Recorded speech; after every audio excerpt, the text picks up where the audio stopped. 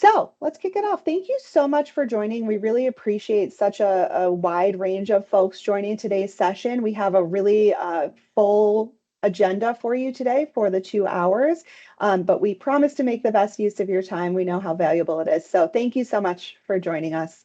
I'm going to start off with a disclaimer. Obviously, this session is for general education only. It is not legal or tax advice. Of course, with any new legislation, as the process kind of continues, there will be subsequent guidance on this new law.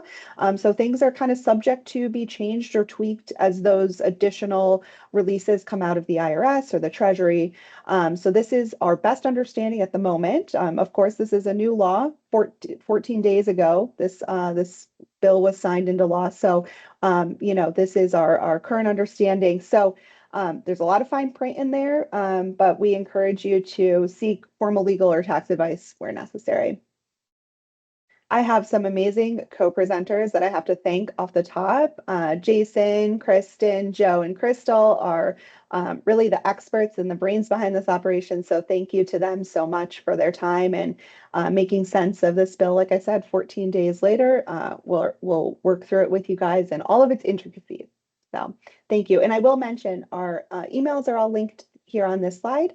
So when you do get the slide materials, this presentation is being recorded and the slides will be distributed. You will have our email addresses. Please feel free to reach out to us.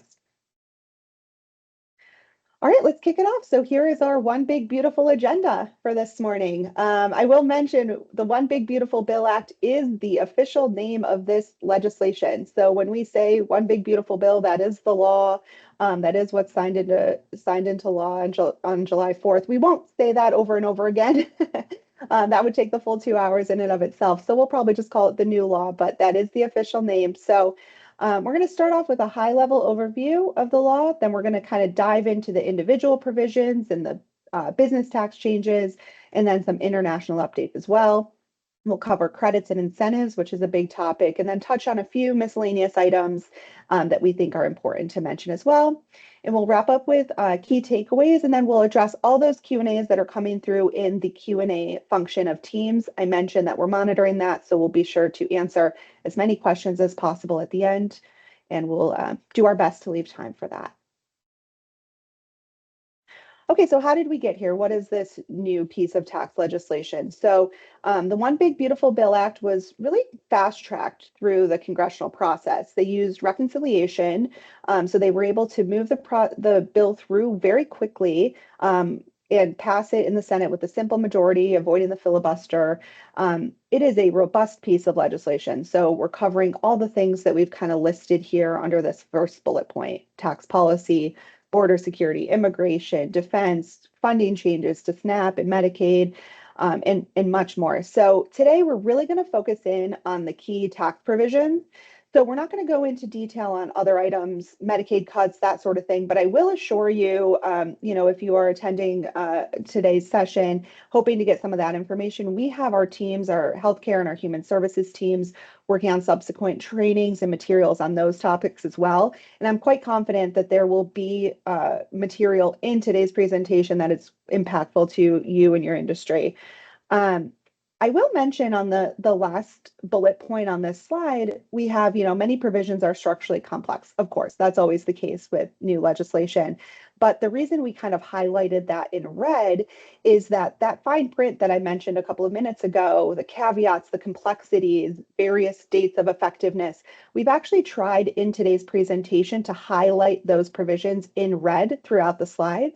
So keep an eye out for those red provisions because they're really going to help you kind of go beyond just the headline. You might see, a high level headline about what's in the bill, but there's always more to it than that. There's some detail and complexity. So keep an eye out for those red provisions as we've tried to highlight those throughout today's presentation. All right, we're going to kick it off with a code word. So our first code word is reconciliation.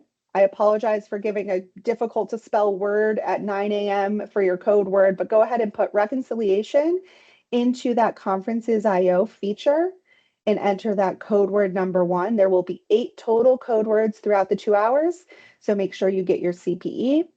We will keep reconciliation up on a couple of subsequent slides so you can see what that code word is as we continue to move through the content.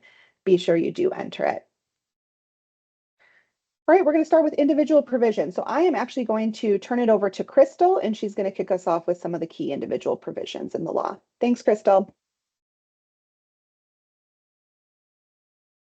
Almost forgot to unmute myself there.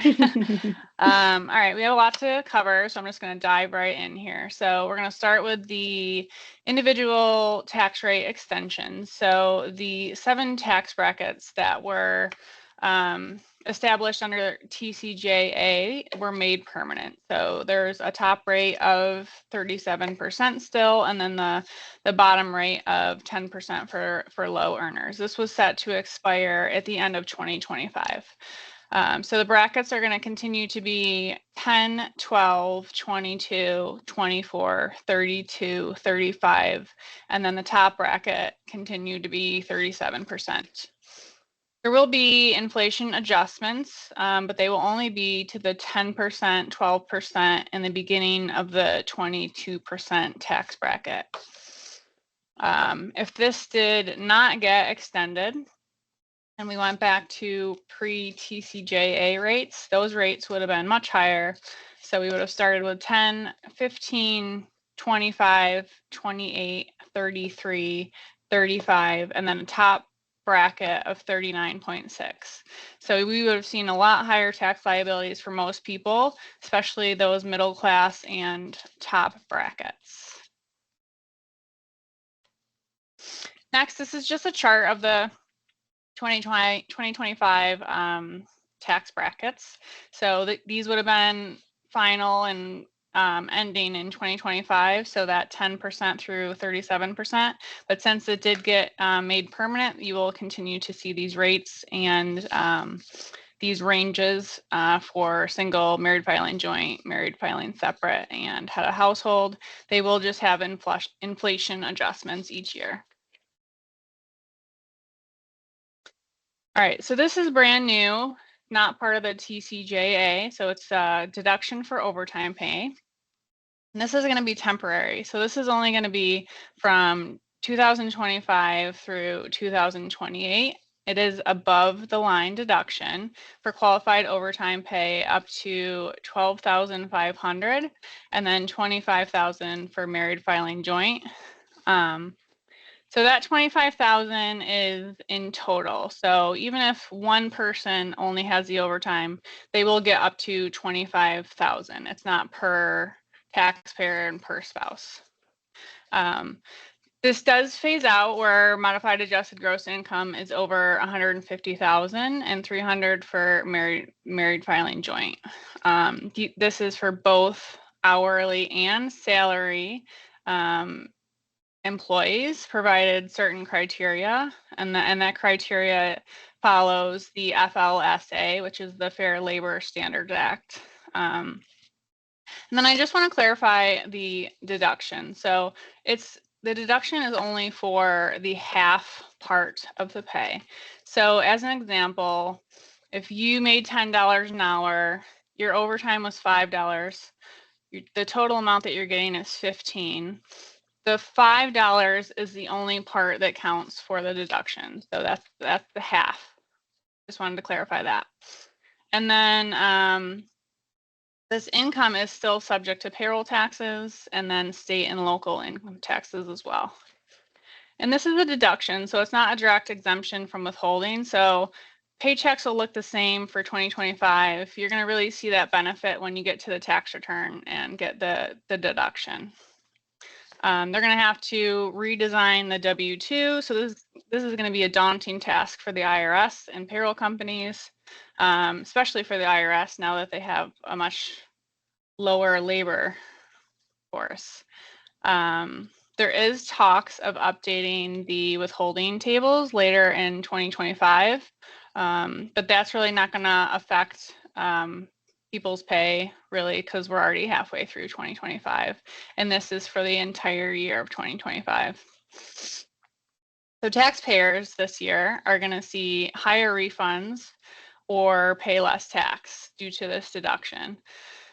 And due to the transition, so this is new for everybody, they're just asking that employees keep good records and make sure that what you have as the employee employee is matching what the employer has, just because it's going to be new to everybody, new systems, everything. Again, this is brand new as well. So this was not part of the TCJA. There's a deduction for tip income. So again, this is temporary. So you're going to see this from 2025 through 2028. And it is an above the line deduction for up to $25,000 for qualified tips. This is available for both W-2 employees and independent contractors. Wanted to make a note that the deduction cannot exceed the individual's net income. So if you think about, if you have a hairdresser, he or she has a Schedule C, they end up with a net loss. They have a net loss, that deduction goes away. You cannot get it. It does not carry forward. You totally lose it. There is a phase out when the taxpayer is modified, adjusted gross income exceeds $150,300 for married filing joint. And again, these are still subject to payroll taxes and state and local taxes as well. This deduction is going to be for occupations that customarily and regularly receive tips. So there's going to be more guidance to come on this by October. So look out for that. And then, so we're already halfway through 2025. This is going to be for the whole year. So there's transitional rules that the IRS is allowing employers to use any reasonable method to determine the amount of tips. So again, as employees, you're going to want to make sure that the amount that you have matches the amount that your employer is reporting. And again, these taxpayers are going to see higher refunds and less tax in 2025 as well. Thank you, Crystal. Okay, great. I know those are two of the individual provisions that got a lot of headlines. So thank you for going over those. I'm going to click over to our second code word, deduction.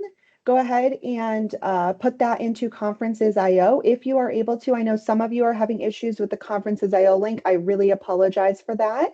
Our IT team is working on the back end to make sure you have everything you need. And we did publish a link to get to Conferences.io externally via browser. So hopefully that will help some of you to still get in there and get your code words in. So go ahead and enter deduction. And I'll mention as we're doing that, thank you, Crystal, on the point. I know we've had clients reach out on tax, no tax on tips, no tax on overtime as well. And you mentioned the IRS has been directed to provide a list of those occupations that traditionally receive tips by October. So we'll keep an eye out for that as well and keep folks in the loop. For right now, definitely work with your payroll provider to make sure that they're prepared for those provisions that, like Crystal said, began retroactively through the beginning of this year. All right, Crystal, we've got more. See you again. Great. Thank you. Thanks, Jess. So standard deduction, this was one of the most widely used provision from the TCJA. So it's no surprise that it was permanently extended. The amounts for 2025, so beginning after 2024, are $15,750 for single filers, $23,625 for head of household, $31,500 for married filing joint. These will be adjusted for inflation annually. And if you are over the age of 65 or blind, you get an additional $1,600 to your standard deduction. If this expired and was not made permanent, we would have went back to pre-TCJA, and that would have meant around 8,000 to 9,000 for single, 16,000 to 18,000 for married filing joint, and then 12,000 to 13,000 for head of household. So quite a difference there. However, we probably would have gotten back the personal exemption, which would have been around $5,300 per person. So personal exemptions and the senior deduction. So personal exemption was permanently eliminated as part of this new law. And then they also came up with a temporary deduction. So that's going to be from 2025 through 2028. And that is a $6,000 deduction for individual taxpayers who are age 65 and up. So if you have a married filing joint return and you're both 65 plus, that will be $6,000 each, so you'll end up with $12,000. There is a phase out for when the taxpayer's modified adjusted gross income exceeds 75,000 and 150 for married filing joint, and these will be adjusted for inflation beginning in 2026. This will reduce or eliminate federal taxes on Social Security benefits, which is something that did not make it through in the final bill.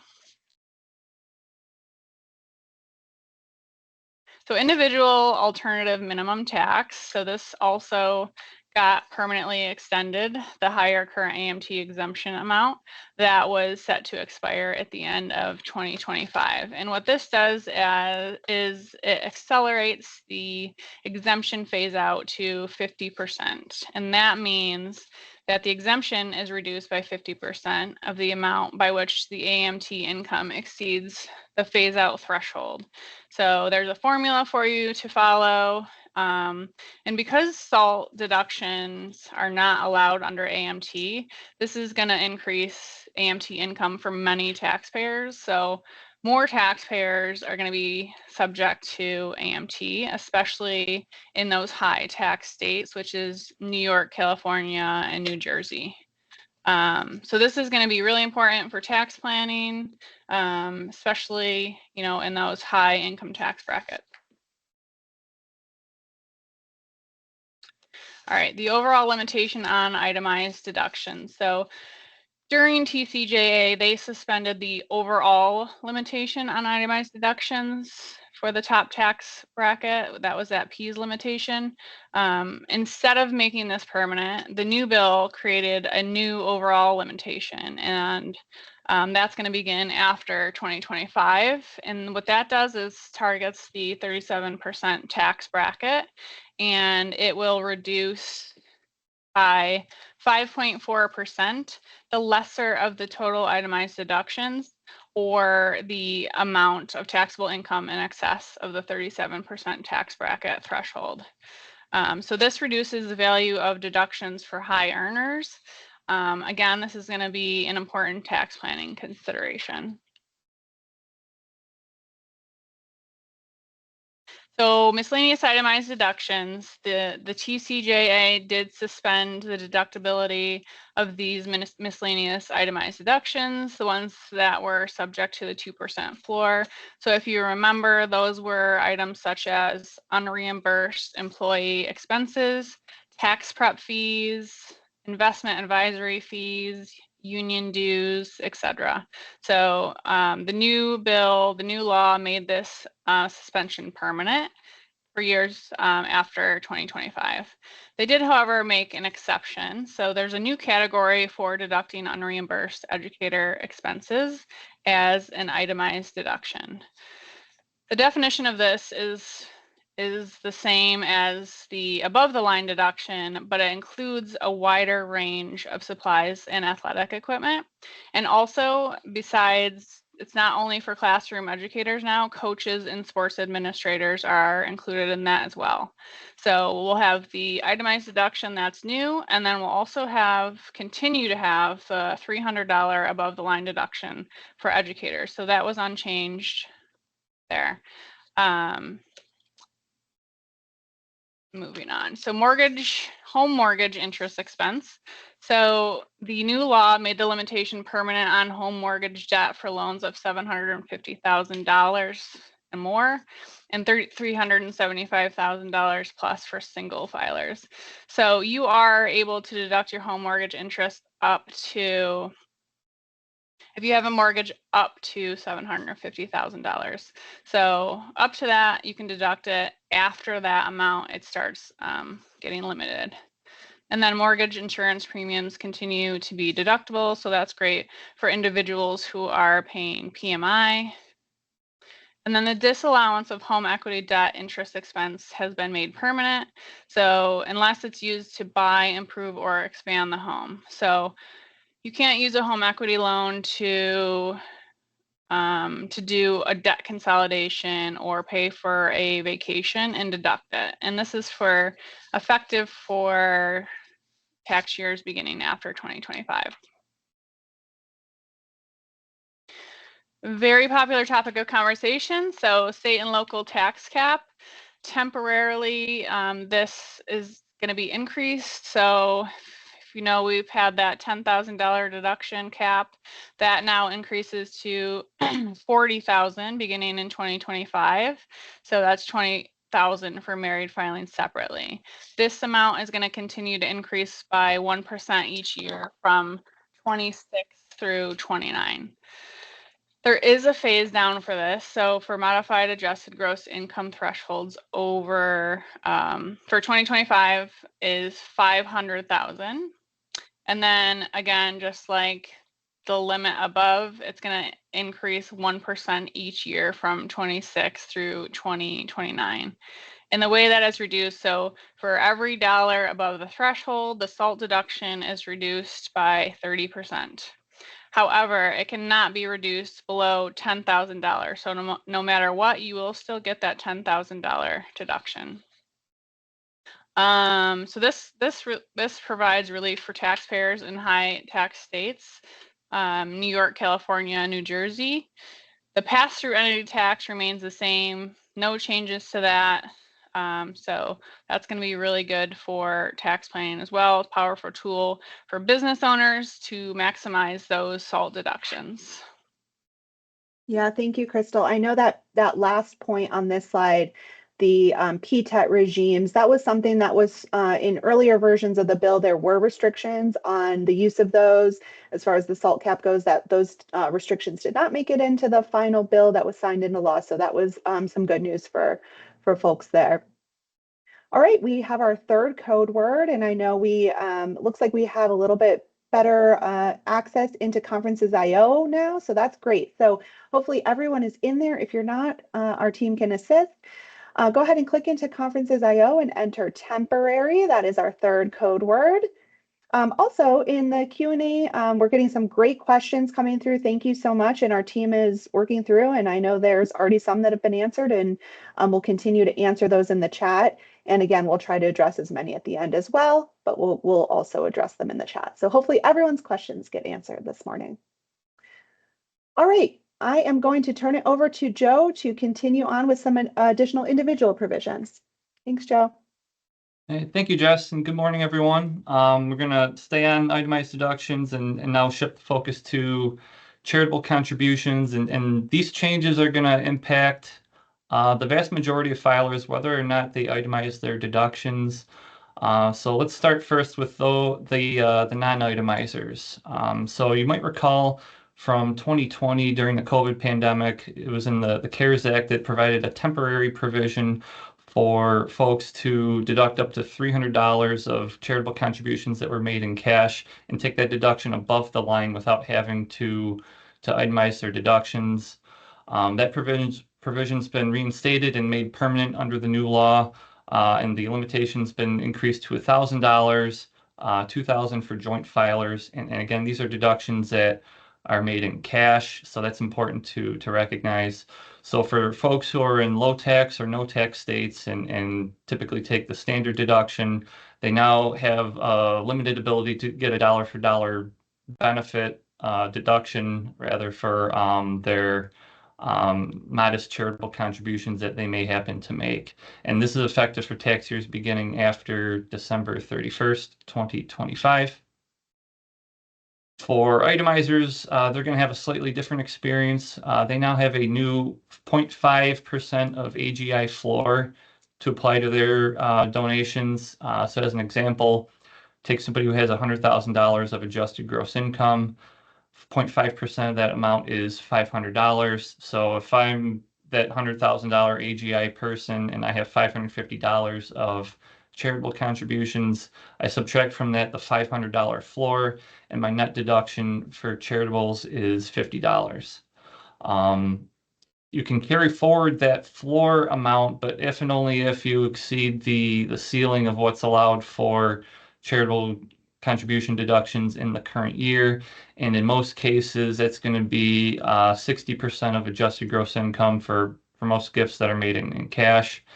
That's a high hurdle for most taxpayers to clear. And one note on that 60% of AGI limit, that was a change from the Tax Cuts and Jobs Act that increased the ceiling from 50% of AGI to 60. That's now a permanent provision under the new law. And again, this is also effective for tax years beginning after 25.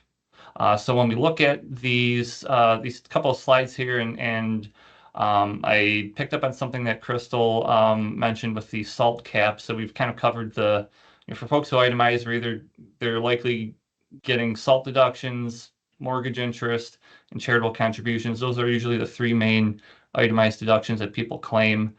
So it's going to be important to for folks to understand where their adjusted gross income is going to be during the course of the year, so that if they're going to make significant donations, they can kind of help.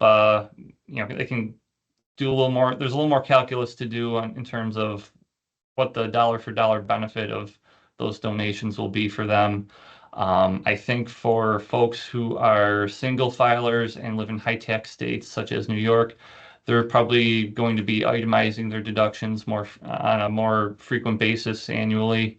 But having said that, I still think, if we look at the larger tax filer population throughout the country, we're probably still going to see about 75 to 80% of filers taking the higher standard deduction that's still available under the new law. Gambling and wagering losses, there's a new limitation on these. It's 90% of those losses, and this is something that surprised a lot of people. In fact, a couple of those folks that were surprised by this provision were United States senators that voted to pass the bill. So it kind of shows just how many things are in this bill, and it was passed with quite the velocity, as Jess mentioned earlier. As an example of how this limitation is going to work, let's say we have somebody who has $10,000 of gambling wins and 10,000 of gambling losses. You first figure out the 90% deductibility of the losses. So 10,000 times 90% is 9,000. So if folks are itemizing their deductions, they're going to only be able to use 9,000 of gambling losses against their 10,000 of winnings. And by the way, if they're also making charitable contributions, they have that haircut as well. That is effective for tax years beginning after December 31st of 2025.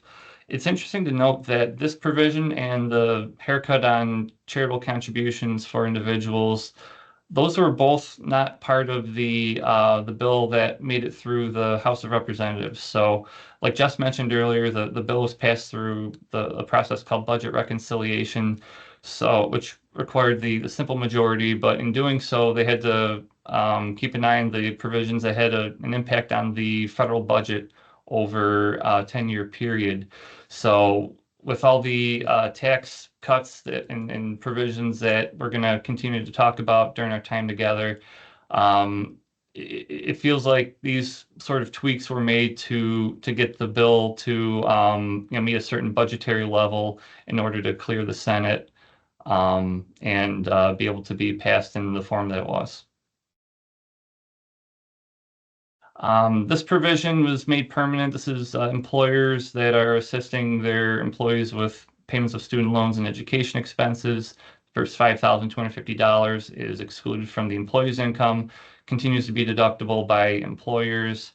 And so if you're an employer and you don't have an accountable plan set up for this, a rather not too complicated of a process, but something you want to have in place so that if you want to assist your employees with this, and then it's a tax break for them because that amount's excluded from their gross income. And then for years after 2026, that $5,250 is going to be indexed for inflation. Deductibility of interest on automobile loans. This is something that President Trump touted on his campaign trail, and now it's part of the new law. This is a temporary provision for years 25 through 2028. It's going to be an above the line deduction of up to $10,000 of interest expense. You can see the limitations and how it phases out on the screen there.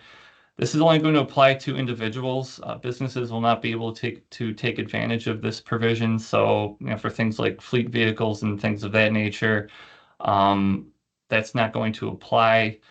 Most passenger vehicles that are brand new and final assembled in the United States are going to qualify as eligible vehicles for this provision. We're also going to have new information reporting requirements for lenders that are making these types of loans to folks. Among other things that'll have to be reported is the interest received on that loan, the principal balance outstanding, and then also the year, make, model, and VIN number of the qualified vehicle. And this provision is live now, starting tax year 25. So for folks that may be searching for a new vehicle, this may be an attractive provision for them potentially. Casualty and theft loss deductions. So we might remember the Federal Disaster Tax Relief Act of 2023 that was signed by President Biden in his final months in office back in December of 2024. And this enhanced the ability for individuals to take casualty loss deductions on damage to their property from things that were federally declared disasters. The new law makes this provision permanent and also expands that the list of eligible disasters to include state declared disasters. So not only has to be a federally declared disaster, but that declaration can be made at the state level as well, and that can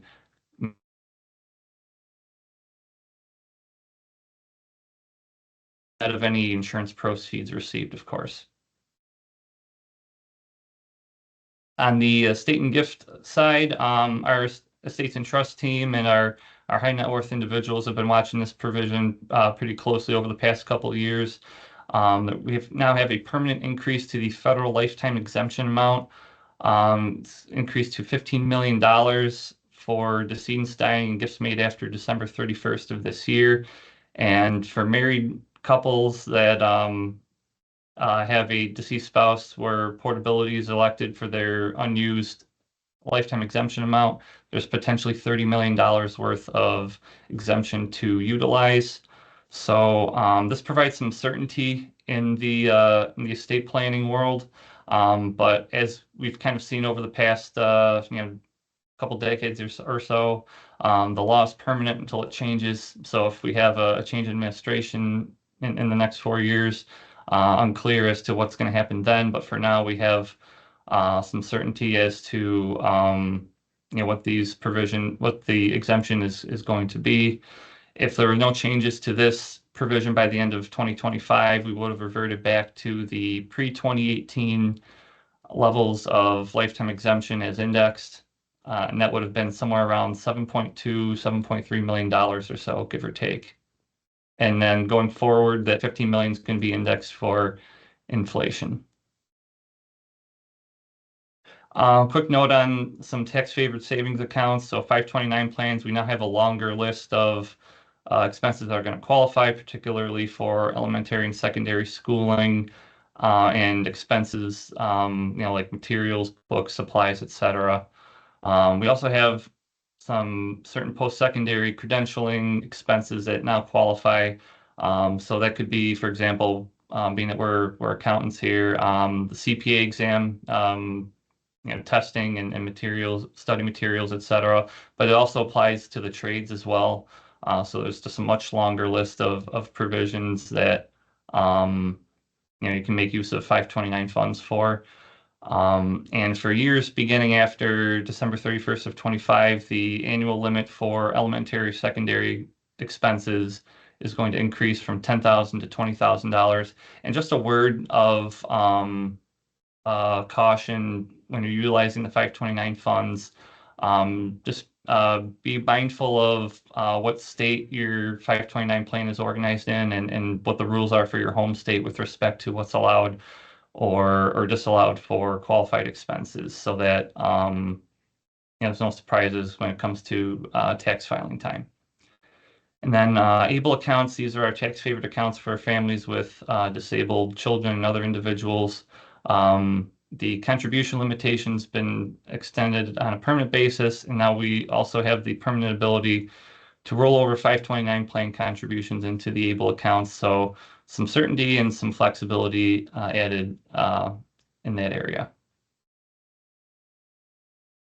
Trump accounts, these are a brand new part of the new law. It's a tax-favored savings account that's modeled to be similar to individual retirement accounts starting in January 1st, 2026.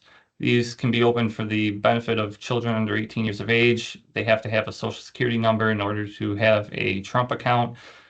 There's some restrictions on what types of investments are able to be held in these accounts, but for the most part, it's going to be low cost, either mutual funds or exchange traded funds tracking a major index within the stock market. And this is something that we're going to continue to see more guidance on as time unfolds. Contributions allowed per year, we're going to be able to contribute up to $5,000 on an after-tax basis, index for inflation. So there's not going to be a deduction allowed for contributions into a Trump account.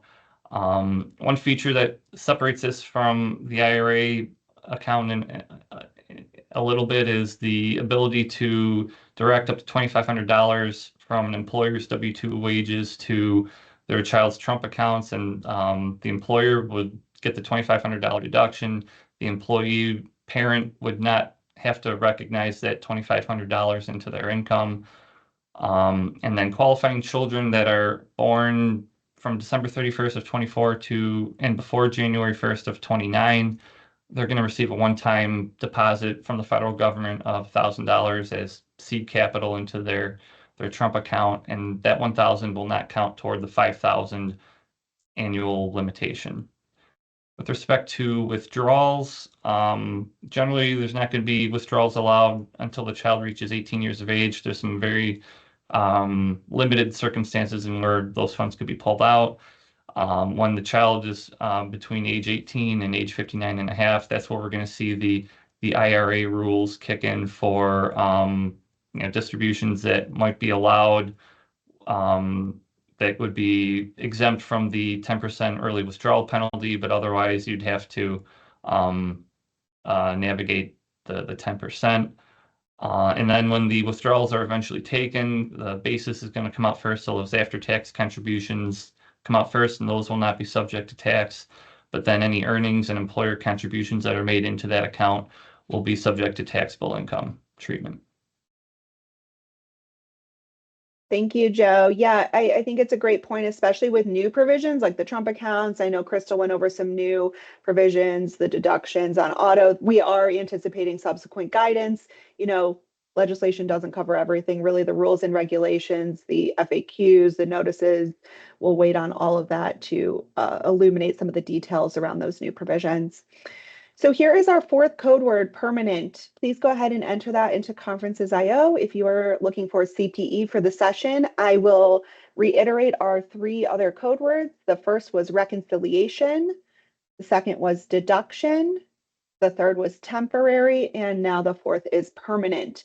So make sure you enter those in. And thank you to everybody, my co-presenters. The questions and answers are we've gotten so many good questions, and they're doing a great job of keeping up with the answers. So thank you, everybody. I'm going to click ahead to shift gears from individual tax provisions. We're going to now look at some of the key provisions impacting businesses.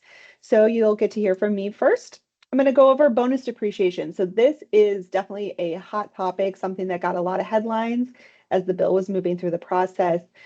So what this new law did was reinstate that 100% first year bonus depreciation for property that is acquired and placed in service after January 19th of 2025. That date is tied to Inauguration Day. So that's where that January 19th date comes from. So, we had been watching this provision phase out under the Tax Cuts and Jobs Act, and this restoration under the new law is something that I know a lot of capital intensive industries were really excited to see was included.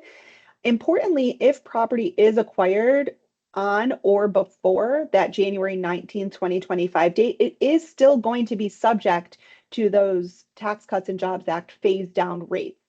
even if it's placed in service later. So we got to look at the acquisition date, and there it's really important to consider a binding contract. So if there was a binding contract to acquire the property, that's going to be your acquisition date. And depending on where that falls in relation to January 19, 2025, it may disqualify property from that 100% bonus depreciation eligibility.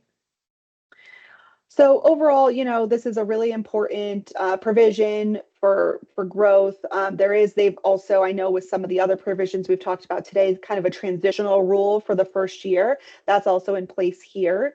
So for the first taxable year ending after that January 19th, 2025 date, businesses may elect to use that Tax Cuts and Jobs Act based phase down rate. So they can choose to do that, or obviously expense if eligible. So that may be helpful if you're managing taxable income or preserving a net operating loss. So there is a transitional rule for that first year there. Big headline grabber and big important policy change. Under the bonus depreciation umbrella, there was also a new category of property that the law has carved out as eligible for 100% bonus depreciation: qualified production property. So what this means is non-residential real property that is used as an integral part of a qualified production activity: manufacturing, agriculture, chemical production, or refining, those sorts of things. Importantly, the original use of the property must begin with the taxpayer. And here you'll see we have a lot of red on this slide because there's a lot of fine print, because really you have to consider the construction date and the placed in service date to see if qualified production property is going to be eligible. Construction must begin after January 19th, 2025 and before January 1st of 2029. And the property must be placed in service before January 1st, 2031. So there's, really kind of a temporary and targeted window of eligibility for this new type of property. But for, manufacturers, this is a huge potential benefit for them.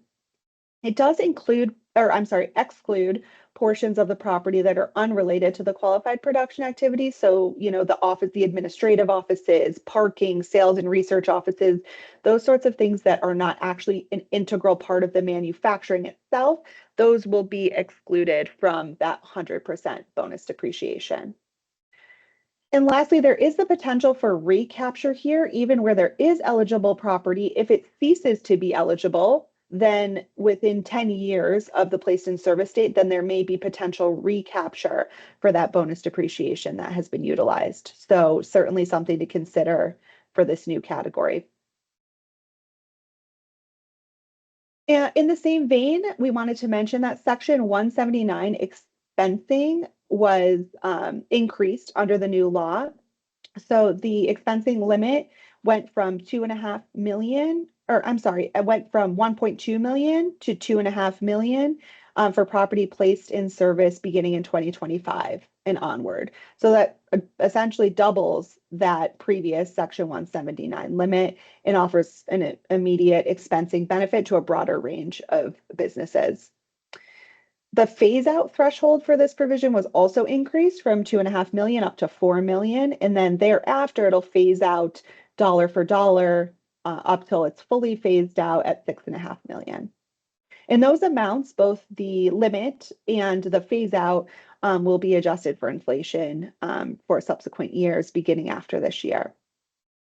There was no other changes as far as Section 179 goes for eligible property types or business use requirements, bonus depreciation interplay, nothing there changed. But this provision really complements what we talked about on the previous slides as far as the 100% bonus depreciation goes. So some additional flexibility as far as expensing capital investments.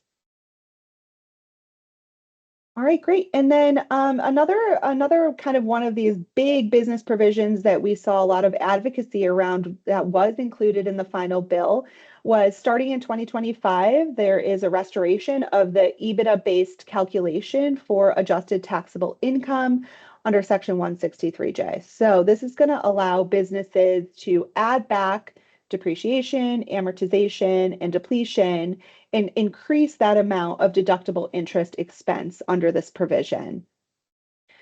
The legislation also includes several other kind of technical refinements around 163J. So it does exclude from the ATI calculation those types of international tax items that we've delineated in that second sub bullet point on this slide.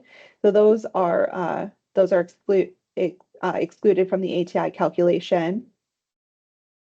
And then importantly, I want to just mention the last bullet point on this slide, the capital interest clarification. So this is something that's meant to kind of prevent taxpayers from circumventing this cap by shifting interest into capitalized costs. So it's kind of closing that planning loophole and aligning the interest expense treatment here under 163J with other provisions across the code.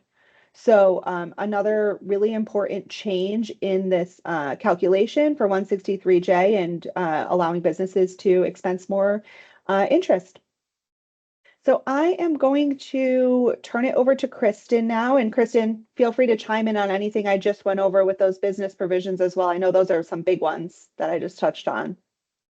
Yeah, so thank you, Jess. We've had a lot of internal discussions too about the interest expense limitation, especially when it comes to those real estate businesses, because many real estate businesses ended up making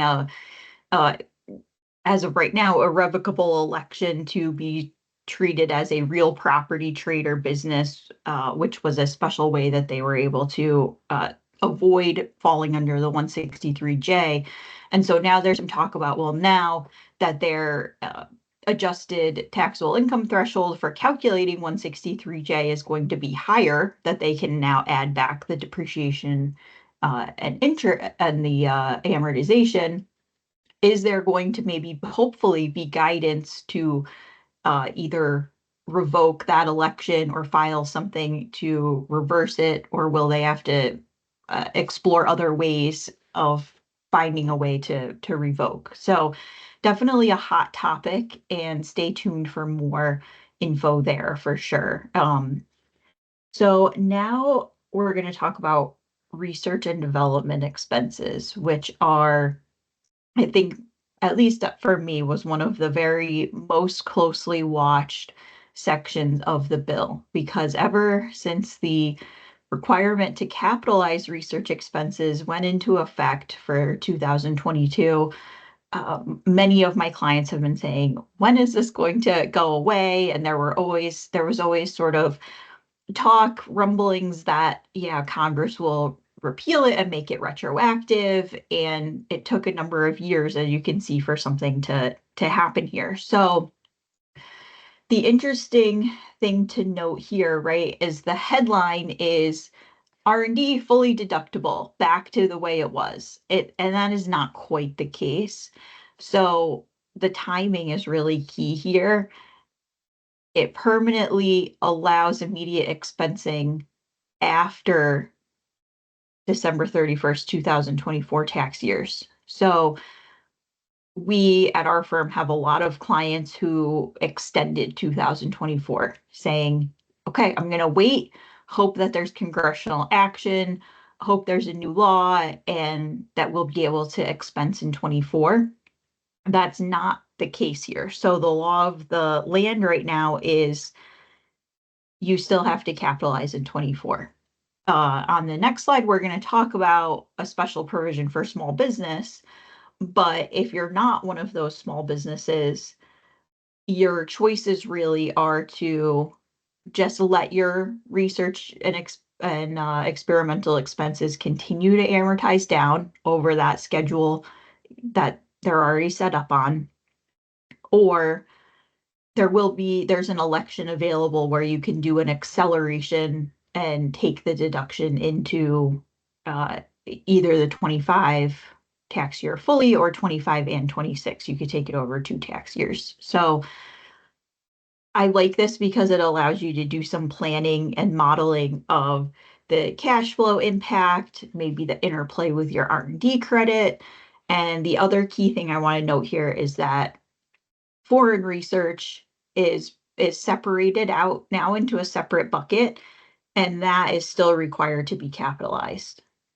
So that's the overview of the broad strokes of the changes to it's section 174. They did put in a special exception for small businesses to do that retroactive application of the full expensing. However, the mechanism in the law right now says that you have to do that through an amended return. So right now it appears that even if you've extended 24 and you want to extend and thought, oh, I'll just do full expensing for 24, it appears that right hopefully there'll be treasury guidance, right? But it appears you'd have to file 24 with the expenses capitalized and then do an amendment to go back and expense them. There's some other interplay, of course, always when we're talking about research expenses with how they will apply or influence the research credit. There's a little tweak that was made to the language for the test that qualifies which expenses are eligible to be included in the research credit. The prior language was costs may be treated as research expenses under 174. The new rule says that the research expenses are section 174 costs. So the reason that we want to highlight that is just because it's going to be important to make sure you're on the correct method of accounting and you had previously also followed the right method of accounting for dealing with your research expenses. And of course, just a reminder too, that Section 280C, which is the rule that when you claim the R&D credit, you have to either reduce your deductible expenses or elect the reduced credit because you can't double dip on the benefit. That is, of course, back into play now that we've got full expensing. So just a little taste of the R&D changes here. There'll be a lot more to come out from us and our R&D experts for sure in this area. And with that, I'm going to turn it over to Jason. Thank you, Kristen. Good morning, everyone. Thanks for joining us today. The next topic is going to be excess business losses. So these were part of the Tax Cuts and Jobs Act. They're applied at the individual taxpayer level. And the concept is you add up all of your business income and loss. And if it nets to a loss that was above 250,000 for single filers, 500,000 for joint filers, then that loss would be limited to those threshold amounts. That was the maximum you could apply against other non-business income on your tax return. And anything in excess of that was disallowed and it was carried forward into future years. That was set to expire under the TCJA. It's been made permanent as part of the new law. And the other change with the new law is those original amounts at 250 and 500,000 were indexed for inflation. So they had built up to over 300,000 and 600,000 for 2024. They're indexed for inflation again in 25, but starting in 26, it's going back to the original 250 and 500,000.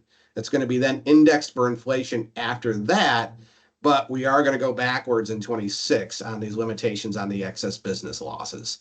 The good news is they are going to allowed to continue to carry forward as they were in the past as NOLs, so they can be utilized against all income and not just business income, as was one of the proposed changes in the original House bill that didn't make it into the final bill. Next one is our qualified business income deduction, section 199A. This is our 20% deduction that we have on business income, again, applied at the individual taxpayer level. Was also set to sunset after 2025. It is permanent. It is made permanent at 20%. There was talk of it going to 23%. That did not make it into the final law, but I understand that Congress is now talking about maybe a second version that might bring it to 23%. So we'll certainly be monitoring that, but something to keep an eye on. The only real change here has to do with the phase-out amount. So the original law, one, it defined businesses as either specified service trader businesses which would generally be professional service companies, think doctors, attorneys, accountants, consultants, things like that.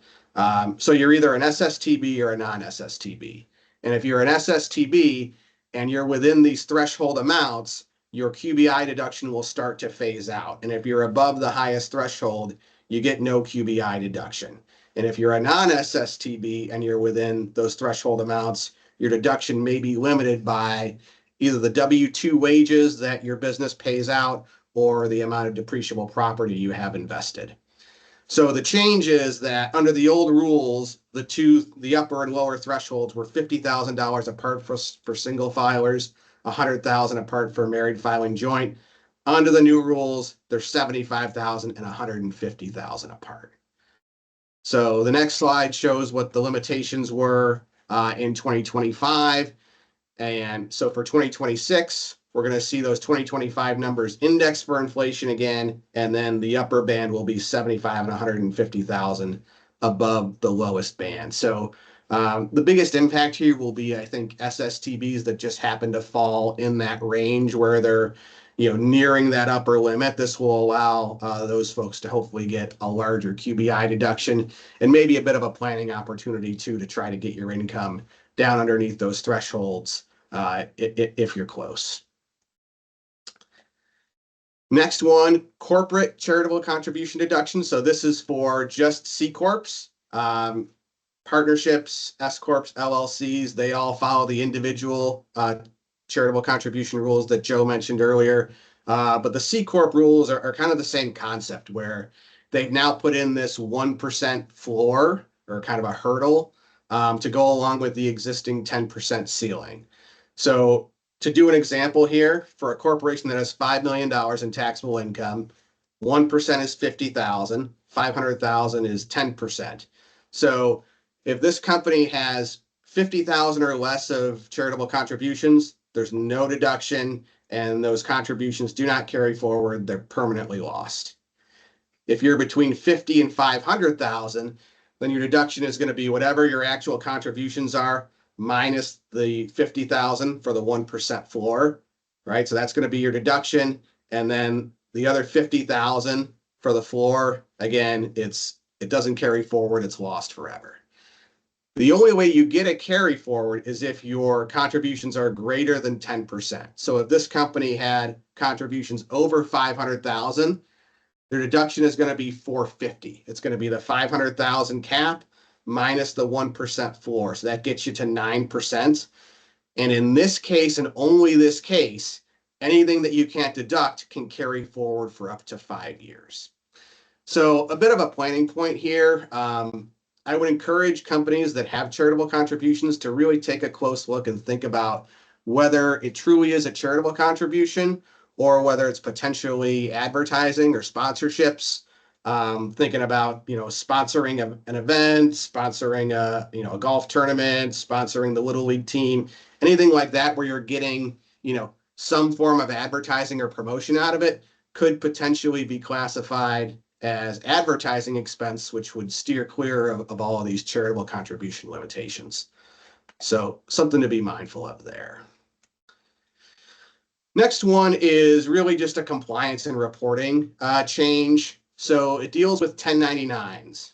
So a 1099 is generally required to be filed for any service provider to your business that's not a corporation. So think about accountants, attorneys, consultants, cleaners, landscapers, folks of that nature that are providing services, not goods, to your business. And if they're not a corporation, which you would know that by having them fill out the W-9, and they're over a certain threshold amount that you've paid them, you would have to issue them a 1099.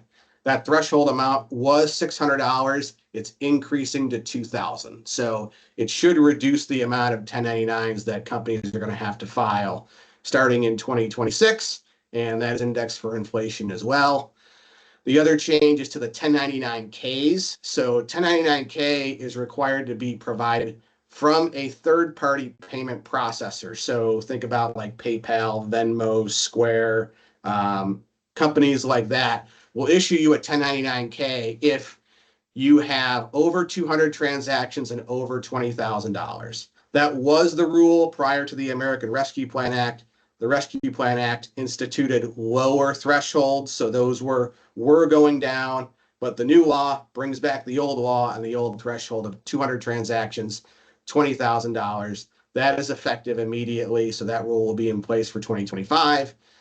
The corresponding backup withholding rules that go along with those thresholds were also changed accordingly. So the next one is a fun one, qualified small business stock. There's been some positive changes there. So what QSBS is, it's C Corp stock that's issued after August 10th, 1993. It has to be original issued stock. It has to be a C corporation.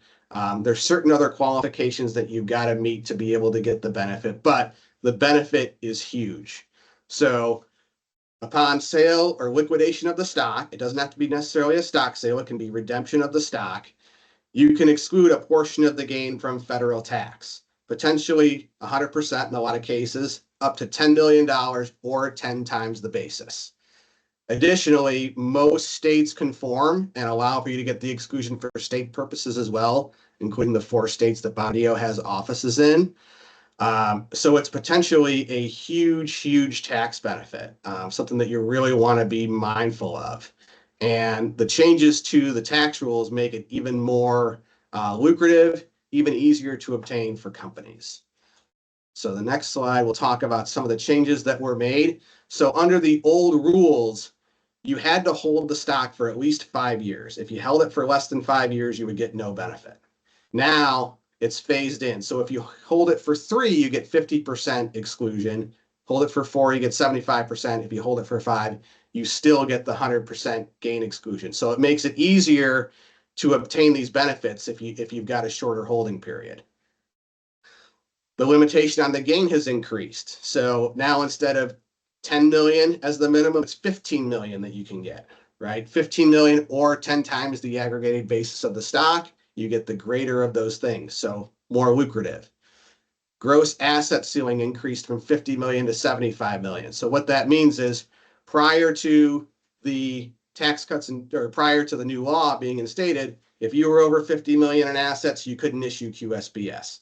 Now that limitation's up to 75 million. So more companies can issue QSBS. And also these limitations are adjusted for inflation. So in the future, right, the potential benefits are going to be even more. They continue to be not a preference item for AMT, which is good. These are all huge positive changes for taxpayers. And this is such a lucrative potential tool. Think about the opportunity to sell your business, right? One of the biggest, if not the biggest financial transactions you could have in your lifetime. And the ability to do that tax-free is an absolutely huge thing. So I would encourage anybody who, if you're already a C Corp and you haven't looked into this, you really want to get on it as soon as you can. There's a lot of rules. There are a lot of documentation that you have to assemble. There are certain strategies that you can implement in your business to help you stay on the right side of those rules to be able to get the gain. It's not something that you want to wait until a sale is imminent to start looking into. And also one of the previous slides mentioned that if you're not a C Corp, if you're an S Corp, LLC, partnership, if you're under $75 million of value, you could potentially convert to a C Corp and recognize these benefits. In that case, it's even more important to get on it quickly. Not only do you want to start that 3-year clock running, but you also want to lock in that C Corp conversion when the value of the company is lower so that more of that eventual gain is going to be subject to the gain exclusion. So again, super important. I included my email at the bottom of this slide. I could talk about QSBS all day. Any questions, I'd encourage you to reach out to me. And the next slide just talks about timing. So the key thing to think about is these new rules apply for stock that's issued after July 4th, 2025. Any stock that was issued prior to this is subject to the old rules, the $10 million cap, the $50 million asset limit, the 5-year holding period. So July 4th, 2025 is that magic date. Next one, topic very near and dear to my heart, meals and snacks, very important. So interestingly enough, this is a change, but it's not actually a one big beautiful bill change. It was a change that was already slated to go into effect under the Tax Cuts and Jobs Act. And what we're talking about is employee meals and snacks that are provided on site at the office for the convenience of the employer are no longer going to be deductible except for very unique circumstances, i.e., commercial vessels at sea, oil and gas drilling. So this was going to change, but the one big beautiful bill is keeping this intact. All it did was it added a special exception to commercial fishing vessels and commercial fish processing companies. That's a little nod to Senator Murkowski from Alaska. She was kind of the last Republican holdout. They needed to get her on board to get this bill passed. The fishing industry is very important to Alaska, so this was kind of the thing that sealed the deal. So, like, interestingly enough, the meals on fishing boats are probably the difference between this law passing and failing. So certainly shows how politics can be, a very fickle game here. So we had a little fun with this on the internal training yesterday. One of our more creative employees produced this as a potential new business opportunity. I don't know, we'll see. But if some point in the future you see Bonadeo employees working remotely on the water, you'll know why. So Bonadeo fishing coming to a waterway near you potentially. So some of the specifics around the meals and snacks. So again, it only applies to meals and snacks provided on site for the convenience of the employer. It doesn't change the rules for things that are off site, employee events, things of that nature. So let's just kind of talk through a couple of examples. So like taking a customer out to lunch, same rules still apply, right? That's still 50% deductible. Taking a client out to an event, say a golf tournament or something like that, where you're paying for the golf, you're maybe paying for their food and beverages. Same rules apply. The golf is considered entertainment, so that's 100% non-deductible. That's been the case for a while. The food and drink is 50% deductible. Taking, a colleague out to lunch for a business lunch, even if there's not a customer that's there with you, still 50% deductible because it's offsite. Meals when we're traveling, still 50% deductible. Recreational or social or entertainment gatherings, primarily for the benefit of non-highly compensated employees. That's the exact wording in the law. So think about holiday parties, picnics, right? Things of that nature, social events for employees. Those are 100% deductible. The rule hasn't changed there. Really, the only thing that's changed is snacks, meals that are provided on site. So now we'll actually have a situation where you'll have three categories of meals. You'll have 100% deductible meals, which maybe you just call that employee entertainment or something like that, employee events. You'll have 50% meals. You'll have 0% meals. So it's important to be kind of cognizant of what those are and put them in the right spot. Make life easy for your accountant. Make sure that you're getting all those deductions that you're entitled to. Some of these things, there could be some of a gray area, right? Certain things, it might be hard to decipher whether it's a meal provided for the convenience of the employer or whether it's a social gathering for the employees. I think if you're not sure if you can make those events off-site, that's generally going to make it 100% deductible either way. If it's on site, but there's an argument that it's not for the convenience of the employer, that it's more for a social reason, then potentially you could get away with it there. It's not just meals. The law says meals, but unfortunately, coffee, snacks, water. The regulations make it clear that all food and beverages are included in this, and generally the coffee, snacks, and water, stuff like that, is always going to be considered for convenience of the employer. So we're going to lose that deduction, unfortunately. One nice thing for restaurants, caterers, food service businesses, they're allowed to continue to deduct 100% of their food and beverage costs. It's customary in that industry to provide meals to employees while they're working. It would be a huge administrative nightmare for, say, a restaurant to have to track, what food they're providing to employees versus what they're selling to the public. Fortunately, they don't have to do that. They can always deduct 100% of food and beverage costs. Last thing on here is businesses that operate employee eating facilities, right? A facility on site where you're selling food for the benefit of your employees.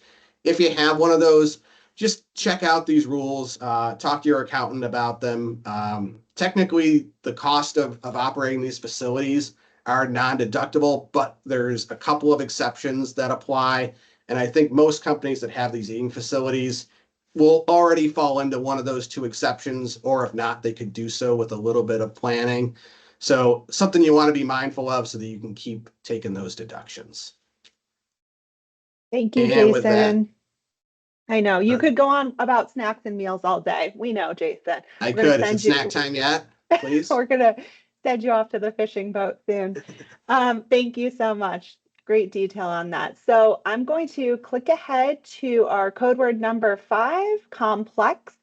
A lot of complex provisions today, but I know there's a lot of value here. So stick with us. There's still more juice here at the end. Complex, put that into conferences.io for your CPE. And we are going to switch over to a high-level overview of some of the international provisions with Kristen. Thank you, Jess. So I'm going to go rather quickly through the international. I think because we have such a really wide range of folks on this, I think the important thing to reiterate is if you have foreign subsidiaries, foreign exports, foreign activity, you're foreign owned, there are changes here to be aware of. So I'll just do a high level overview now, but always important to talk to your international tax advisor, check out some of our resources, things like that. So you may have heard a lot of chatter and seen headlines about the just overall global landscape where the US sits. We had a provision in the House version of this bill before it was passed that was really a revenge tax that was in retaliation to countries globally that have adopted the OECD global minimum tax, which the US policy-wise feels is discriminatory to our, big tech companies pretty much. So our threat was that we were going to tax really at an incredibly high rate when doing business with the countries that had adopted these taxes. It actually worked for the US. So we were able to they took those provisions out of the bill. So it'll come back later on when Jess talks about things that didn't make it into the bill, but you might have heard about Section 899, Super B, that was not in there. So sigh of relief, I think, for a lot of folks with international operations that were watching this. So there were a lot of changes to the acronyms. From what I've read, people are still really using the original acronyms, so to speak. So GILTI is the global intangible low taxed income. That is basically an inclusion for when you have CFCs, controlled foreign corporations, or foreign subsidiary operations, or even for individuals who own foreign entities. There were just some changes that kind of simplified the calculations there. So basically, if you already know what GILTI is, you'll want to read up and find out more about what the changes are and calculate out how it influences you. If you didn't know what GILTI was prior to this slide popping up here, you most likely are still not exposed or under this GILTI regime. So the name changes, it's still generally the same concept. Same thing when we're talking about FDII, which that's our foreign derived intangible income. It's a deduction that's available to C Corps that are exporting or deriving income from overseas. Same thing, simplified the calculation, changed the rate a little bit. It actually is a bit lower than the rate that we were getting before, but depending on the asset leverage of the company, the benefit actually is higher, at least for the client of mine that we have gamed it out. So same thing, changes to the calculation. But if you did not already, know about FDII or were taking advantage of it, there's no new real changes that make it applicable to a broader base of taxpayers. But if you're a C Corp and you export and you don't know about FDII, then you definitely will want to reach out and make sure that you're taking advantage of everything that you could be. So the BEAT tax, which is the base erosion tax, that applies to a really specific set of taxpayers that have gross receipts over 500 million. So the only thing really to know there is it hasn't changed a lot other than the rate rose slightly by 0.5%. There is a new excise tax on remittance transfers. And the reason I put a whole slide in about this was because initially when I read about it, I thought it had a lot more teeth than it really did once I got into it. So the headline is New Federal Excise Tax on Electronic Transfers. And by the way, it's on when you transfer cash, money order, similar instruments. So you think, oh my gosh, every time someone transfers money from the US out of the country, it's going to have this 1% tax tacked on, almost like a transaction fee or credit card charge that you might be used to incurring. So it actually, there are a lot of exceptions. So most banks, financial institutions that are subject to reporting under the Bank Secrecy Act are actually exempt from needing to report and incur this excise tax. So to me, it read more like it's transfers maybe through like Western Union, people sending cash outside the traditional banking system, maybe probably crypto, things like that. So if you're a transfer provider where you broker or facilitate transactions out of the country, you'll definitely want to read up on this more and make sure that you're complying. There were a number also of just some miscellaneous provisions that affect international. Their owners of CFCs, controlled foreign corporations, used to be able to elect a 1-month different tax year that enabled them to defer income. You can no longer do that. The tax years have to match.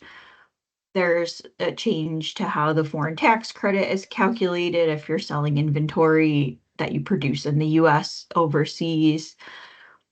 There's also a rule that we're paying attention to quite a bit here and on our international team, which has to do with very unique structures. But if you have maybe a minority interest in a controlled foreign corp, but up above there's a foreign parent that has ownership, it appears there's some expanded attribution rules that might make you have to pull in more of that foreign income into reporting in the US regime. So again, if you have foreign operations, you probably already are doing this, but make sure you're keeping close eye and talking with your international tax advisors who can really get into this with you and what it means for your operations and tax situation. So that is it for international, but I'm going to turn it back over to Jess for code word number 6. Thanks, Kristen. Great overview for international. We appreciate that very much. I think to your point, there was maybe some headlines as the bill moved through with some big international provisions that got a lot of waves that didn't actually end up changing that much or were even excluded in the final bill. So maybe for international, less impactful than we initially had thought or feared. So code word number 6 is rates. Make sure you enter that into conferences.io. Rates is code word number 6. All right, thanks again, Kristen. So we're going to shift gears over to credits and incentives. A lot of provisions here. There's a mix of sticks and carrots and all sorts of things, credits that are new, credits that are being pulled away. So we wanted to go over those for you today. So first is changes to energy credits. So the Inflation Reduction Act, one of the big pieces of legislation under the Biden administration, there was a lot of headlines about what will this new law do to kind of pull back on those green energy credits. And certainly it did accelerate the sunset date for a lot of the previously existing programs, and certainly kind of a policy shift here. So this slide has some of the key early termination dates for some of the main Inflation Reduction Act green energy credits. You can see as soon as September 30th of this year, some of the vehicle credits are going to terminate. At the end of this year, some of the residential green energy, so if you're thinking geothermal at your house, something like that, those would have to be done by the end of this year. And then June 30th of next year. So a little bit longer runway for some of these other green energy credits, a little more time for construction and planning, but these are still going to be going away in less than a year. I want to draw your attention to the middle bullet point under the last termination date there, that 179D deduction. I know that's one that a lot of businesses utilize if they make energy efficient changes to their commercial buildings, deducting those costs. That will be terminated after June 30th of next year. So certainly something to monitor if you're considering green energy initiatives. Two of the main business credits under the Inflation Reduction Act were the production tax credit and the investment tax credit. And for those programs, there is an early termination, an accelerated termination specifically for wind and solar projects. So those are going to be terminated if the project begins construction more than 12 months after the date of enactment of this law. So that would be after June 4th of 2026. And it's placed in service after December 31st of 2027. So there's kind of a 12-month grace period in there, kind of meant to give developers that window to start construction and potentially still qualify under the old rules. Importantly, like I said, this accelerated termination is only for wind and solar. So other technologies, geothermal, hydropower, nuclear, those sorts of things are going to retain their original Inflation Reduction Act phase out schedule.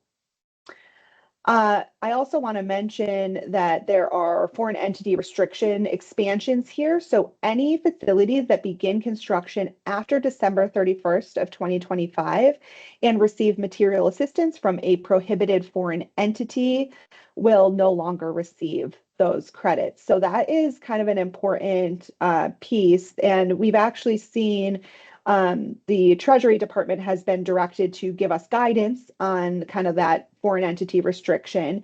And we also saw earlier this month the executive order that President Trump put out, kind of directing agencies to strictly enforce the rollbacks on these wind and solar tax credits. So certainly a lot of action at the federal level to kind of put down the hammer on these programs.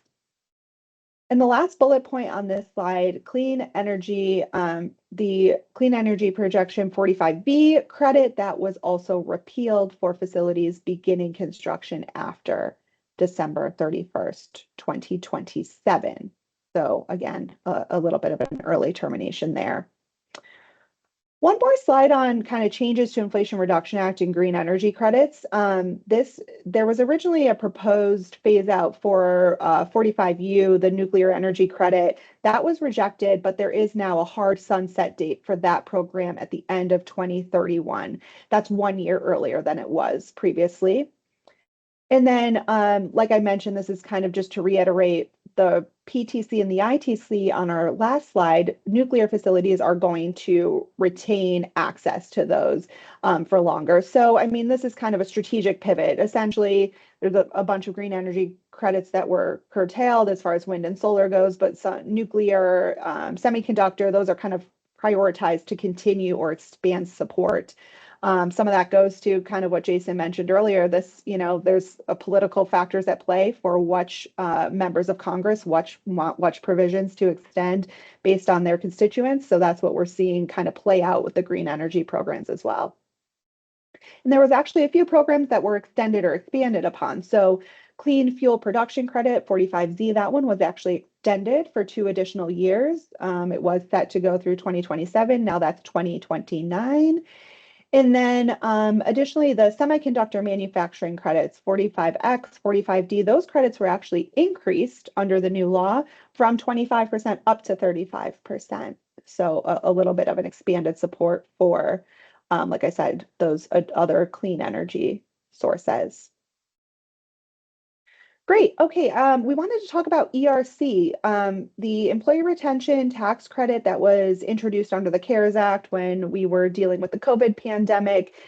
This obviously was a program that had a lot of changing guidance as it went through. We saw the IRS, do a moratorium on processing those claims, lift the moratorium. There's been a lot. It's certainly been a hot topic for years. So what did the One Big Beautiful Bill Act do for ERC? Well, it expanded the penalties. So the existing section 6676 penalty, which is a 20% penalty for erroneous refunds, now actually also will apply to tax refunds, including the ERC claim. So they expanded that there. There's new penalties for promoters. So some of the bad actors that popped up around this new program that may not be following due diligence requirements, there's increased penalties for those fraudulent promoters. Retroactive claim cutoff, the middle of the slide, I think is probably the most important part. So what this bill did was say there are going to be no employee retention credit refunds allowed for Q3 and Q4 of 2021 if the ERC claim was filed after January 31st, 2024. So it's kind of interesting that they're going back to that kind of retroactive claim cutoff, and there are some conversations around the constitutionality of doing that. So we anticipate there'll probably be litigation around that specific provision, but for now, that is what the law says, and that is what will remain in effect unless that litigation overturns that provision. And you'll notice there's no carve out there. There's no safe harbor for taxpayers who filed in good faith after that cutoff date, anything like that. It really is just a cutoff for those refund claims.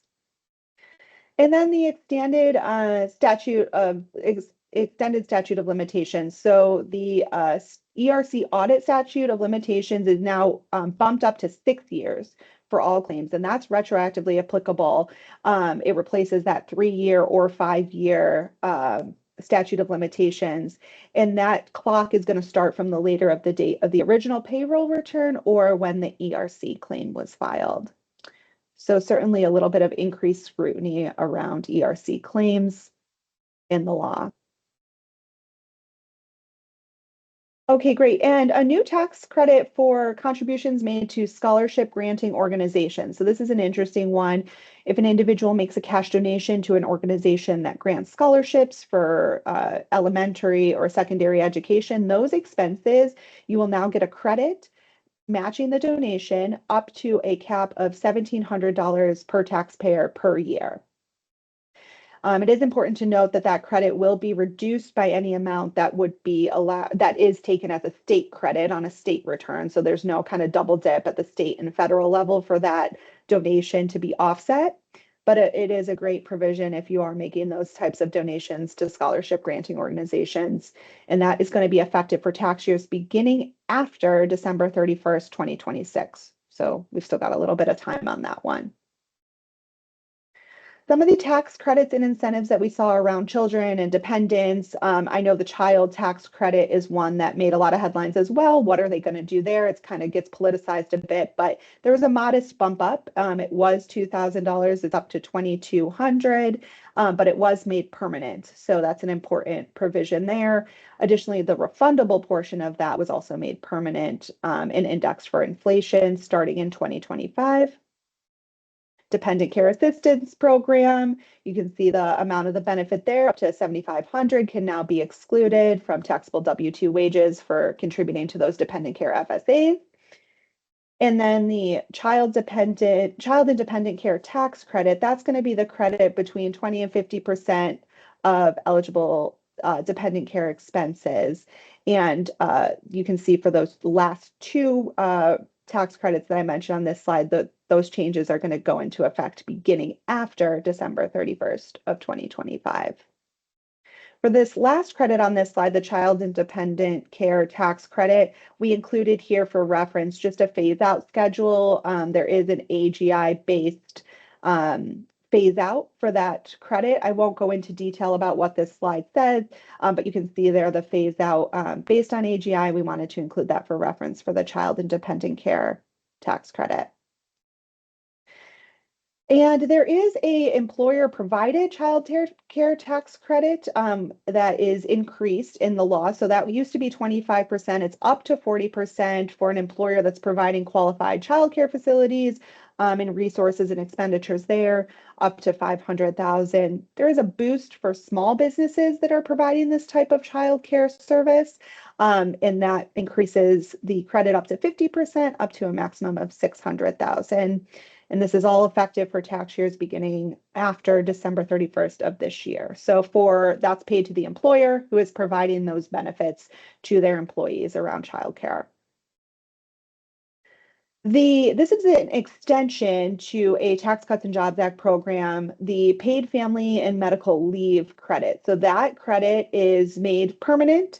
And there is a new employer election as far as the credit amount goes. So you can see on the first bullet point here, the employer has it's a choice as far as the credit. It's either the percentage of wages paid to the qualifying employee on leave or the percentage of premiums paid for family and medical leave insurance. The credit amount there is going to range from 12.5 to 25% of those amounts paid, and that's going to apply for December 31st, 2025 onward. So like I said, this is an extension of a previously existing program, but it does change the provisions. It's not just, hey, we're continuing on. There are changes to how employers are going to calculate this credit. So these kind of areas where there's little tweaks to existing programs are where you're really going to want to reach out to your advisors, reach out to us. We're here to help through this because it's not quite as easy as, okay, that's permanent now, continue on. There's new considerations for employers around these tax credits. I'm going to turn it over now to Joe for some more incentives and credits. All right, thank you, Jess. I think we have to look into getting a child care facility on that Alaskan fishing boat that Jason showed us earlier. We'll have everything we need right on the boat with the snacks, all the kids. Perfect. I love it. Let's talk. Let's flesh that out later today if we can. Opportunity zones. We're going to spend just a few minutes in this topic. This is actually we're looking at putting together a 1-hour session on this topic alone to do a deeper dive. So keep an eye out for that from us in the coming weeks. The big thing here is opportunity zones have been made a permanent part of the tax code. And this is something that was introduced as legislation over the past couple of years in the prior administration, but now it's permanent. So that's going to go live on January 1, 2027. So in a way, it'll be Opportunity Zones 2.0. So for capital gain deferrals into a qualified opportunity fund from that date forward, if you hold the opportunity fund interest for 5 years or more, you get a 10% step up on your capital gain. So for example, if you contribute $100,000 of capital gain into a qualified opportunity fund, hold that opportunity fund interest for 5 years, you'll pay tax on 90% of that gain in that 5th year. And then because the incentive is now permanent, we're going to have the ability between year 10 and year 30 of holding the opportunity fund investment for those investors to elect to step up their basis to fair market value. And of course, that's the biggest benefit of all for opportunity zones. And if you don't make that election to step up after year 30, then the election happens for you, or the step up happens for you by operation of law. But you do have some time to kind of lock in whatever your basis step up would be. One thing that's going to happen July 1st of 2026 is the state governors are going to come up with new designations of opportunity zones for the census tracts on the map. Without getting into too much detail, we're going to have fewer census tracts because this Opportunity Zones 2.0 incentive is going to sort of narrow the focus on those communities that are really truly economically distressed and in need of investment. There's also going to be rural census tracts that are now going to be eligible. So that's an additional wrinkle into the incentive. And speaking of rural opportunity zone property and opportunity funds, there's a couple sweeteners here to try and entice investment in rural America. So we talked about the 10% step up on capital gains. If you hold the opportunity fund interest for 5 years, if the opportunity fund is holding rural property, then that 10% step up increases to 30%. And then the substantial improvement requirement for opportunity zone property in a rural census tract is going to be reduced from 100% of the original basis to 50%. So it's making it easier to meet the criteria to qualify as rural opportunity zone property. So the idea here is, it's just trying to entice more economic development and spread that out to include rural areas now. To date, a lot of the activity we've seen in opportunity zones has been in urban and suburban areas, and it's been multifamily rental real estate. So, in that subset, you see a lot of, properties that are near public transportation. And then there's also various amenities that are either on site or within walking distance, which is kind of what today's renter population is kind of demanded in their rental properties. That's a lot harder to achieve in a rural setting. And I think more often than not in a rural community, you're probably going to have the folks there that are more of the NIMBYs when it comes to developers coming in and moving dirt around those rural communities. And if you're not familiar with that term, NIMBY would be the acronym for Not in My Backyard.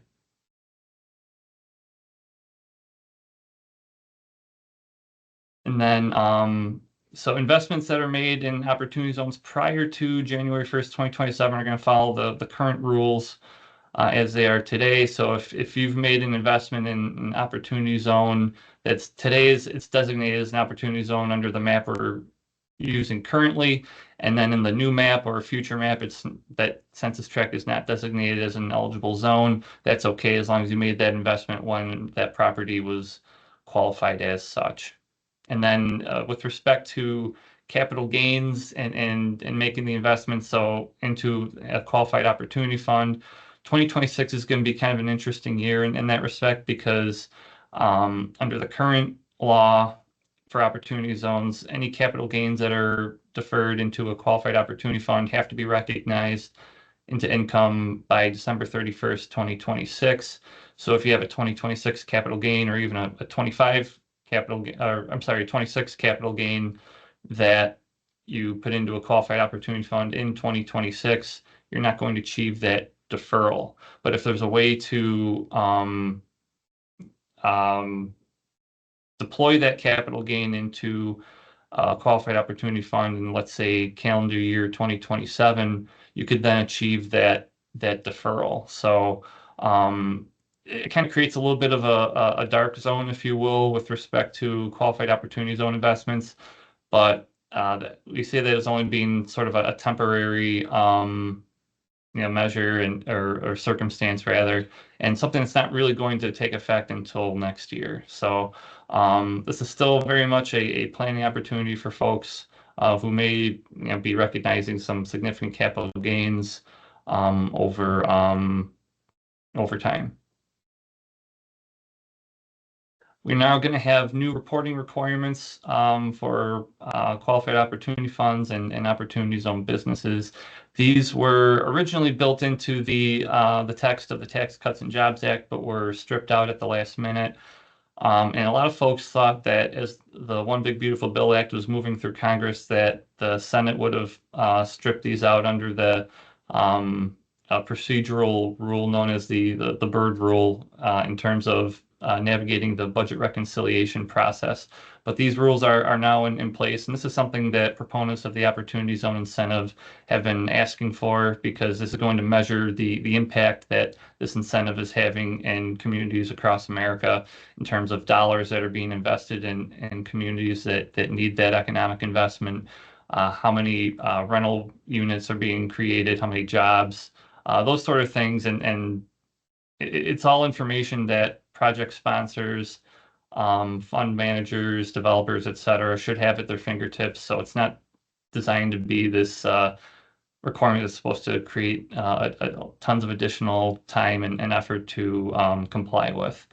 There are substantial penalties for qualified opportunity funds that do not satisfy these reporting requirements. So if you are a qualified opportunity fund and you don't file these requirements with your return, you're subject to a $500 a day penalty, up to a maximum of $10,000. And there are larger penalties that apply if you're a large fund with assets over $10 million, or if you intentionally disregard these rules. So we want to make sure if you're in that boat, then you are staying compliant with those rules, and certainly, feel free to reach out to your tax advisor or to one of us if you're unsure of what those are going to be. But that's another area that we expect to see more guidance in as we unpack the new law. A couple additional credits and incentives here to round this section out. Low-income housing tax credit has been expanded and enhanced. The maximum credit has been increased from 9% to 12%. And then if you're claiming this credit by financing with tax-exempt bonds, you now have a lower threshold of the financing requirement to achieve. So it goes from 50% to 25%. So this is designed to make the credit more lucrative and more feasible to supply the country with more low-income housing stock. And then lastly, just a couple quick hitters on new markets tax credits. This is another incentive that's designed to generate economic investment and activity in underserved areas. This provision has been made permanent, and then also the ability to carry forward credits has been improved to allow for a rolling 5-year carryover of any unused credits. This is beginning for tax years beginning after December 31st, 2025. Awesome. Thank you, Joe. Really great overview on that. We appreciate it so much. Our 7th code word is incentives. Incentives. Go ahead and make sure you enter that into Conferences.io. We've got about 15 more minutes together, and we'll make the most of it here. We're going to go through quickly some of the miscellaneous provisions. Like we said, there's a ton in this legislation, so we're not covering everything, but here are some impactful other provisions that we want to make sure you are aware of. Investment income tax on private universities and colleges. So this excise tax was increased for tax years beginning after December 31st, 2025. So under the current law, it's that 1.4% rate you see at the top of the chart here. And then you'll see that that is changing to a sliding scale, and that's going to depend on the size of the endowment, the number of enrolled students at the university or college. And we have the chart here showing the rate. So, for some of these larger universities going from that 1.4% up to an 8% rate, that's going to be a big change. Another change that was carved out on this specific provision in the law is this is applicable to those private universities and colleges with at least 3,000 tuition paying students. Under the old law, that number was 500. So an increase there. There's more here as well. As far as fine print goes, there's limitations on the ability for these institutions to count foreign students when it's calculating the size of its student body for the purposes of determining its rate. So again, you're going to need to kind of consult with someone, but from a high level, this is the change to the investment income tax on private colleges and universities. There was floated a kind of a companion tax increase on private foundations that did not make it into the final bill, just to mention that while we're on this slide for tax exempt organizations. But for tax-exempt organizations, there is a change to the excess compensation excise tax, a tongue twister. But that 21% tax that was enacted under the Tax Cuts and Jobs Act is paid to tax-exempt or paid by tax-exempt employers for any excess compensation over $1 million for any covered employee. So previously, this was just applicable to the top 5 highest paid employees of the tax exempt organization. That's no longer the case. This is going to be applicable to any current or former employee that is still being compensated by the organization. So that or former employee is important if there are kind of those golden parachute type of retirement payments going to a former employee. So effective for tax years beginning after December 31st, 2025, you're going to want to consider this increase here for the excess compensation excise tax. And I do want to mention, actually, because this is a question we've gotten from clients, when you're considering that $1 million threshold and the compensation there is an exclusion for monies paid to a licensed medical provider for their provision of medical services. So that may be a question. I know if there's healthcare folks on the call today, they might be thinking of that piece for doctors. So I wanted to mention that doctors or vets for medical care to animals as well. So that is excluded as far as the compensation consideration here. All right, Joe, you got a short break. Back to you for some more Thank you, Jess. miscellaneous. Thank you. All right, thanks very much. Just a couple last things here to round out today's presentations, or at least with the miscellaneous slides here. Just a couple things we wanted to bring to everyone's attention with respect to agriculture, the agricultural industry. So banks and other lenders that are lending to farmers, they're going to have the ability to exclude from their gross income up to 25% of the interest income that's received on those loans. So the real estate has to be secured by agricultural property. Can also be property that's used in fishing or seafood processing or aquaculture. Has to be original loans only, cannot be any refinancing of existing loans. And one of the provisions that's been built into this new section here is the conformity with Code Section 265, which basically says if you're going to borrow funds to make loans that are going to qualify for this exclusion provision, any interest expense that the lender may incur to secure those borrowed funds are going to be disallowed. So kind of a matching provision there. This is going to apply to taxable years ending after July 4th, 2025. And then with respect to sale of qualified farmland property to farmers. So if you're a farmer and you're quite literally looking to sell the farm, if you sell that farmland to another farmer, then you have the ability to make an election to pay the tax on your gains over a 4-year period. So that just provides a little bit of flexibility in paying the tax, a little bit of a window there. If you're going to make that election, it's important to know that it's important to pay your taxes in a timely manner, because if you're late with any of those tax payments, and I believe it would be any payment that's reflected on that tax return. So even if it's not directly related to that tax, but any late payments would make your election void, and then any such remaining tax on that obligation would become due immediately. And that could potentially be a way where some late payment tax and interest and penalties rather could potentially apply. But there's that provision in there as well. Thanks, Joe. Okay, great. So we mentioned that we wanted to touch on a couple of high-profile proposals, rumors, things that may have been in earlier drafts of the bill as it was moving through, but did not make it into the final bill. In some ways, it's just as important to know what's not in there to kind of avoid some confusion there. So changes to the PTET regimes, we mentioned this with SALT, those were untouched. So there's nothing limiting the use of those regimes in the bill, or I'm sorry, in the law.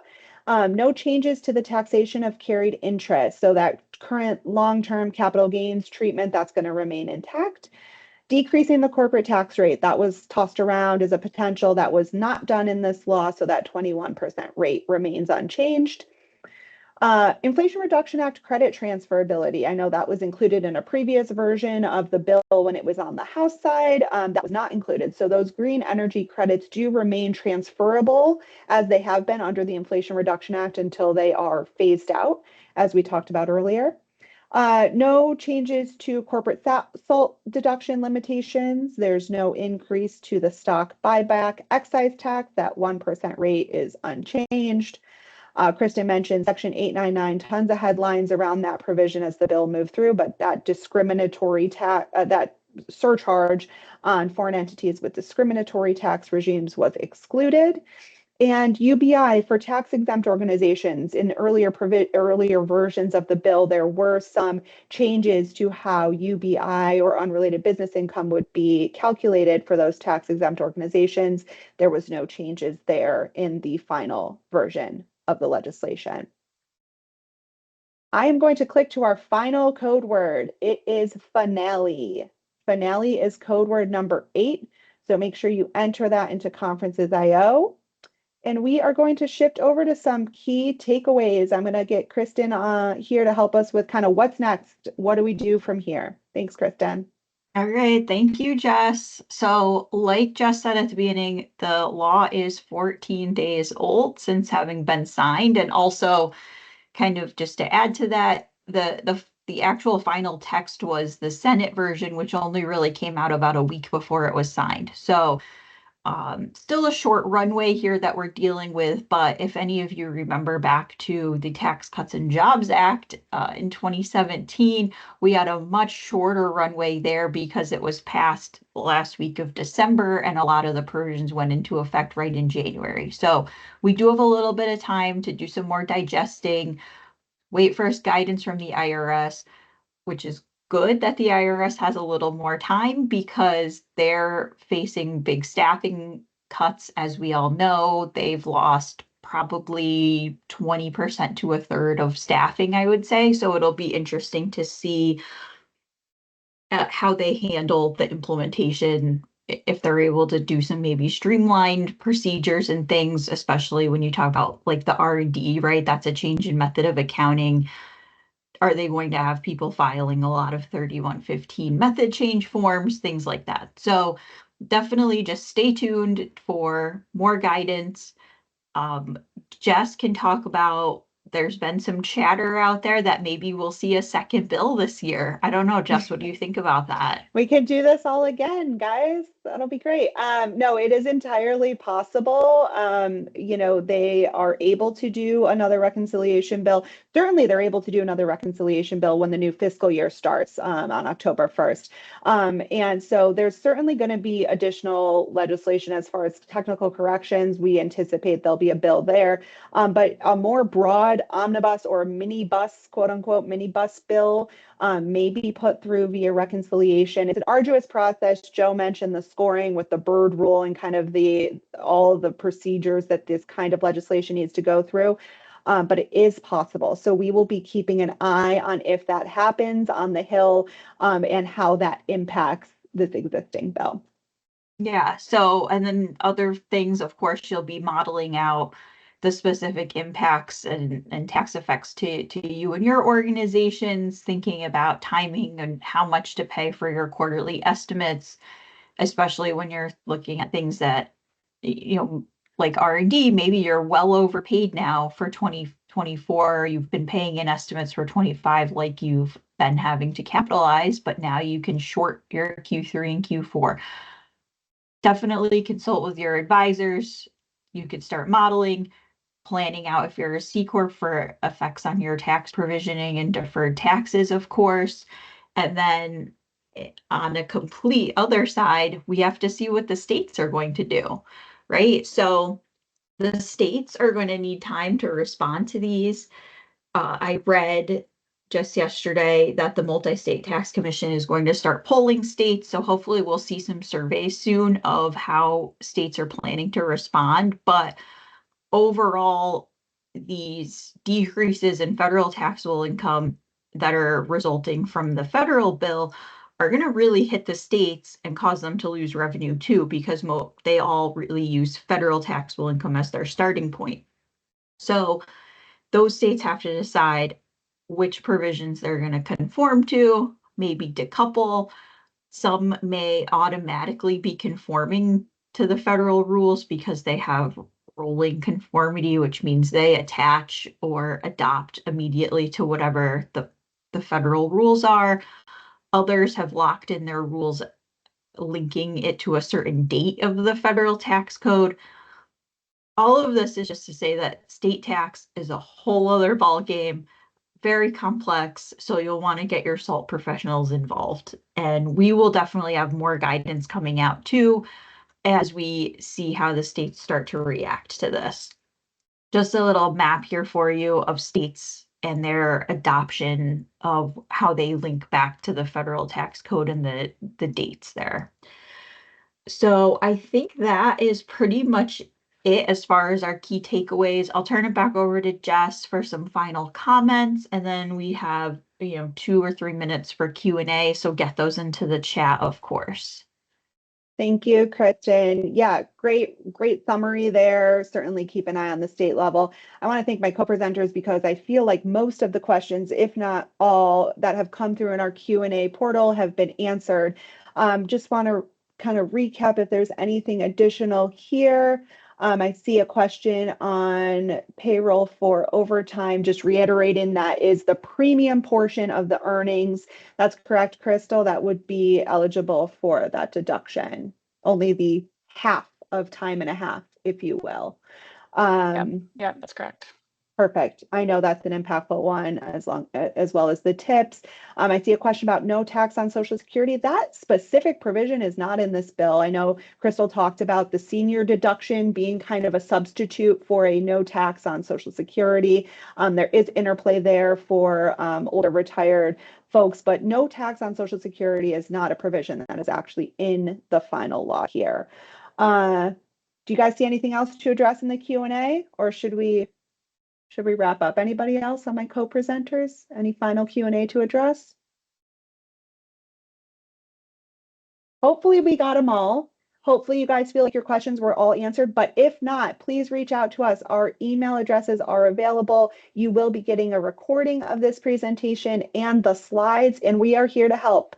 So thank you so much for your time this morning. Thank you, my co-presenters. Thank you to our attendees. Please go ahead and check out via Conferences.io. That will kind of check you out of the portal. And we look forward to helping you guys through this. Thank you so much for your time this morning. Appreciate it. Have a good day.